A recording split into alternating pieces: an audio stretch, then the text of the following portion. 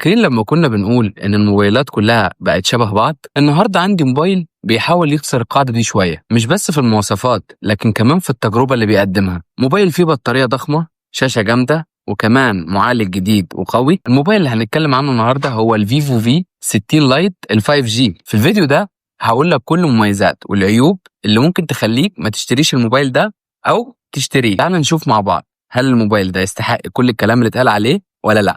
ايه الاخبار يا صديقي؟ وحشني كتير قوي. معلش غبت عنك الفتره اللي فاتت، لكن راجعين الفتره دي بفيديوهات قويه جدا. نبدا باول حاجه في الموبايل وهي التصميم. اول ما تمسك الموبايل يا صديقي هتحس ان تصميمه بسيط لكن انيق جدا. الموبايل هنا الخامات من البلاستيك، هي مش افخم خامات في السوق، لكن بصراحه خامات عمليه جدا ومش هتتخربش معاك بسهوله.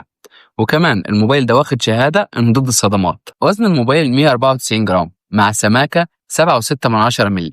هي السماكه رفيعه جدا، بس الغريب ان هي شايله بطاريه هنتكلم عنها قدام شويه. وطبعا مع الوزن والسماكه دي هيخلي الموبايل مريح جدا في الايد. الظهر فيه لمعه خفيفه مع كاميرتين مع فلاش بيسموه الاورا ليد.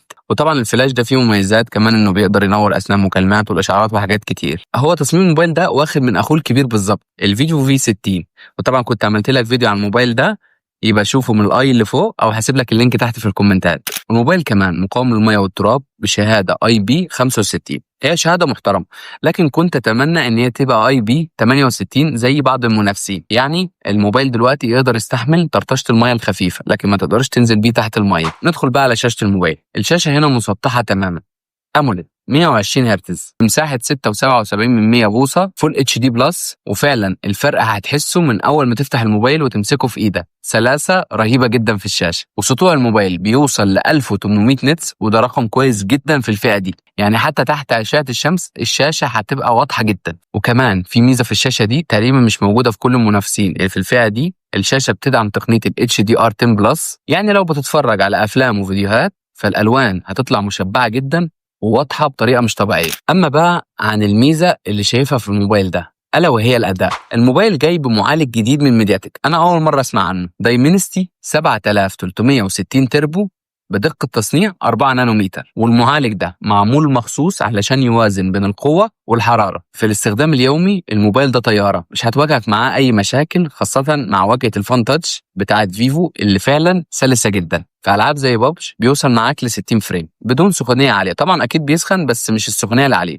وفي كول اوف ديوتي بيوصل لحد الترا يعني 120 فريم. الموبايل بيجي بمساحه داخليه 256 من نوع يو اف اس 3.1، ودي سرعه عاليه. وبيجي بنسخه 8 جيجا رام ونسخه 12 جيجا رام، بس طبعا للاسف مفيش كارت ميموري، فهتضطر تعيش مع المساحه اللي معاك. ونروح دايما للنقطه اللي بتروج فيها دايما فيفو في موبايلاتها، وهي الكاميرات. من الخلف موبايل جاي بكاميرتين، كاميرا اساسيه 50 ميجا بكسل من مستشعر من سوني بفتح العدسه f1.8 بمثبت بصري OIS، وكاميرا الترا وايد 8 ميجا بكسل بفتح العدسه f2.2 مع فلاش اورا ليد على شكل دائري، وكاميرا اماميه بدقه 32 ميجا بكسل بفتح العدسه f2.5. والموبايل بيقدر يصور على كل الكاميرات فيديو 4K 30 فريم، وكمان في مايك اضافي لعزل الضوضاء، فالفيديوهات بتطلع بصوت واضح. نيجي بقى لتجربه الكاميرا نفسها.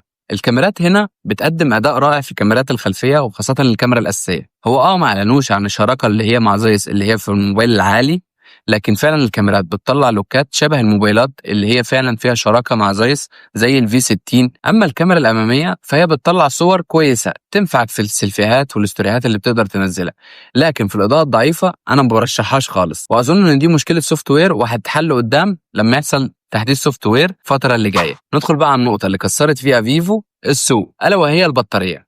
موبايل جايب بطاريه 6500 ملي امبير، ومع واجهه فيفو الفان تاتش فعلا البطاريه دي ممكن تقعد معاك يومين مستريح، وبتوصل تقريبا ل 11 ساعه او 10 ساعات سكرين اون تايم. مش بس كده، الموبايل جاي معاه شاحن مش طبيعي 90 واط. في شركات ما بتنزلش معاها اصلا شواحن، وياما اتكلمنا في الموضوع ده، لكن هنا جاي لك معاه شاحن وكمان بقدره 90 واط. وموبايل كمان في شحن عكسي عشان تقدر تشحن منه سماعتك او ساعتك بقوه 6 واط. والموبايل جاي اندرويد 15 مع واجهه فان تاتش 15. والموبايل جاي بصوت ستيريو يعني بسماعتين، وفعلا صوتهم حلو وواضح. وكمان في ميزه غريبه، تقدر تزود الصوت لحد 400%، يعني بعد ال 100% بيخليك تزود 200% وبعد كده 400%. يعني حتى لو في الشارع او في مكان دوشه هتقدر تسمع كل حاجه بوضوح. وانا ما انصحش بيها لان الصوت بيبقى عالي جدا. طبعا الموبايل فيه NFC، بلوتوث 5.4، واي فاي 6، والشبكات في موبايلات فيفو ما تراجعش وراها. يعني انت لو قاعد في مكان الشبكه فيه ضعيفه خد موبايل من فيفو وفعلا هتحل لك المشكله. بس المشكله والعيب اللي يخليني ممكن ما اشتريش الموبايل ده من وجهه نظري انا ان الموبايل ما فيهوش مستشعر تقارب حقيقي للمكالمات. بص يا صديقي، الموبايل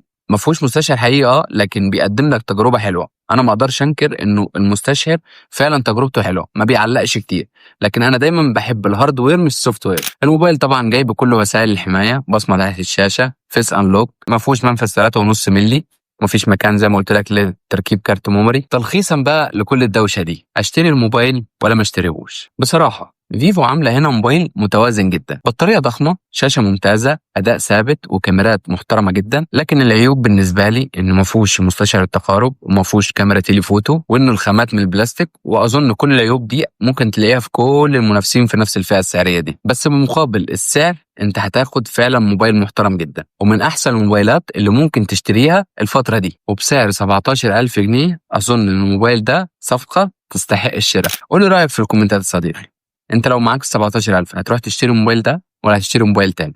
وقول لي ايه الموبايل اللي انت محتار بينه وبين الموبايل ده، واكتب لي في الكومنتات وانا هحاول اساعدك. وكمان في مقارنه لفئه تحت ال 20,000 جنيه نازله الفتره اللي جايه. تابعنا واعمل لايك وشير وسبسكرايب علشان يوصلك كل جديد. سلام.